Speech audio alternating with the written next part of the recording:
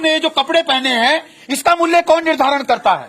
ये जो मोबाइल है इसका मूल्य कौन निर्धारण करता है? जो उसे बनाता है वही करता है ना।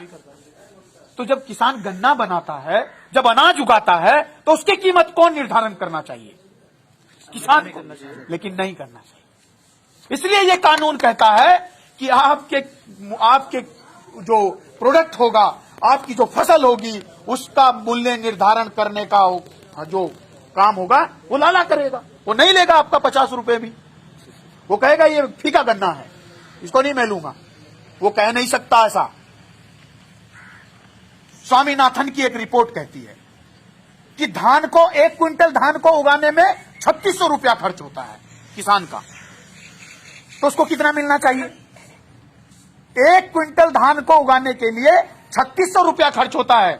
आप देख लीजिए, पहले पौध बोते हैं बीज को, फिर पौध उखाड़ते हैं, फिर उसको लगाते हैं, फिर उसमें खाद डालते हैं, कितनी बार निराई करते हैं। मैं भी किसान का बेटा हूं। 3600 रुपया 1 क्विंटल धान में चावल बनाने में आपका खर्च होता है। और आपका कितना रेट है अभी? धान का क्या रेट है जी? 1500-1600 रुपया, मतलब आपका आधा मूल्य मिल रहा है। और स्वामीनाथन की रिपोर्ट क्या कहती है? किसान को जितना उसका खर्च होता है 1.5 गुना मिलना चाहिए। अरे कम से कम थोड़ा तो दो, बचत तो होनी चाहिए ना, तभी तो किसान खेती में अपना मुंह रगड़ेगा, तभी तो अपने खून पसीने को बहाएगा, नहीं तो क्यों उसमें करेगा वो? ये मूल्य उसको नहीं मिल रहा है। और ऊपर से सरकार कह रही है कि पूरी जमीनों को प्राइवेट हाथों में सौंपा जाएगा। बाबा साहब अंबेडकर भी कह रहे थे कि सारी जमीन का राष्ट्रीयकरण कर दो, उद्योगीकरण कर दो। और जैसे ये कंपनी में 2 रुपए का पानी का 20 रुपए बना रहे हैं, ऐसे किसान को भी मौका दो। किसान बैठेगा कानून में और वो तय करेगा मेरी फसल की कीमत क्या होनी चाहिए। जब किसान बैठेगा तभी तो मूल्य निर्धारित होगा। और जिसका बाप किसान नहीं है, जिसके औलाद किसान नहीं है, वो बैठ के संसद में बैठ के उद्योगपतियों के, उन करोड़पतियों के, उन पूंजीपतियों के साथ मिलके हमारे लिए कानून बना रहा है। क्या ये लोकतंत्र है? इसलिए राष्ट्रपिता ज्योतिबा फूले साहब कह रहे थे 200 साल पहले, है मेरे किसान और मजदूर, जब तेरे ऊपर जुल्म होगा तो तू उठाना कोड़ा और मारना जुल्मी की कमर पे कस के।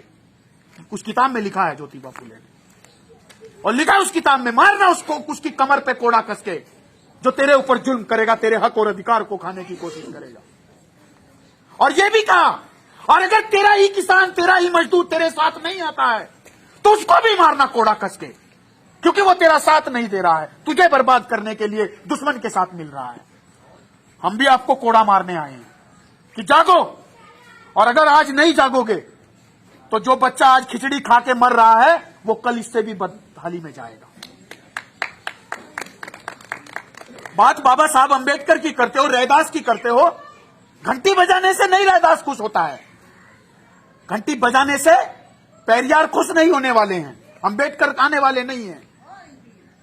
36 करोड़ देवी देवता, अल्लाह, ईश्वर, गॉड, कोई आने वाला नहीं है। उन्होंने सोचो क्या कहा था। डॉक्टर अंबेडकर कह रहे थे, जाओ अपनी दीवारों पे लिखो हम इस देश के हुक्मरान बनेंगे। गडरिया जात में पैदा होने वाला पेरियार इस देश के मूल निवासियों को सत्ता में लाना चाहते थे, इस देश की कुर्सी पे अधिकारी डीएम बनाना चाहते थे। माता अहिल्याबाई होलकर भी गडरिया जात में पैदा होके, हमारे मूल निवासी समाज में पैदा होके इस देश से छुआछूत को खत्म करना चाहती थी। सबके लिए उन्होंने अस्पताल बनाए, सबके लिए उन्होंने विश्रामालय बनाए। और ज्योतिबा फूले ने सबसे पहला जो स्कूल 1848 में खोला, इससे पहले आपके बच्चों को पढ़ने का अधिकार नहीं था। इस बात हम कर रहे हैं अपने पुरखों की। रविदास की बात करती है। क्या कहा रविदास ने? मन चंगा तो कटौती में गंगा। और हमने मतलब लगाया कि गंगा की जय जयकार करते रहो। इसका मतलब तो समझो, मन चंगा तो कटौती में गंगा, मतलब मन चंगा तो व्यर्थ है गंगा, किसी काम की नहीं है, कहीं जाने की जरूरत नहीं है, कहीं जाने की जरूरत नहीं है। आप बाद में बोल लेना मेरे, बाद में मैं आपको मौका दूंगा। अरे उन्होंने सोचो क्या कहा था, ऐसो चाहूं राज में मिले सबन को अन, छोट बड़ो सब सम बसे रविदास रहे प्रसन्न। है मेरे समाज के लोगों, रविदास कह रहे हैं, है मेरे समाज के लोगों, मैं ऐसा राज चाहता हूं जिस राज्य में कोई भूखा ना हो, छोटे बड़े अमीर गरीब सारे बराबर बसते हैं। सबके पास रोजगार हो, ऐसो चाहूं राज में, मिले सबन को अन्न, सबको अन्न मिलना चाहिए, सबके पास रोजगार हो, सबके पास नौकरी हो, छोटे बड़े सब बराबर बसे। ऐसा नहीं होना चाहिए कोई गांव में शहर में घुसे और गली में घुसते ही पता लग जाए ये चमार का मकान है, ये भंगी का मकान है, ये गडरिये का मकान है, ये जाट का मकान है और ये बामन का मकान है। नहीं होना चाहिए ऐसा। ऐसा नहीं होना चाहिए कि दूर से देख के पता चले ये मुसलमान ये हिंदू का मकान है। सारे बराबर बसने चाहिए। और अगर तुम ऐसा देश बना दो तो मुझे खुश समझना। किसने कही ये बात? जिसकी घंटी बजाते हैं हम, अभी अप्रैल फरवरी में बजाएंगे और एक साल फिर सो जाएंगे खिचड़ी खा के, हलवा खा के। क्या उसने हलवा खाने से कुछ होना था? उसने तो बताया मैं ऐसा राज चाहता हूं, मिले सबन को अन्न, छोट बड़ो सब संबते, रविदास रहे प्रसन्न। रविदास तब प्रसन्न होगा जब तुम ऐसा दे देना। बेगम पूरा देश, बिना गम वाला देश। बताइए किसके पास गम नहीं है आज?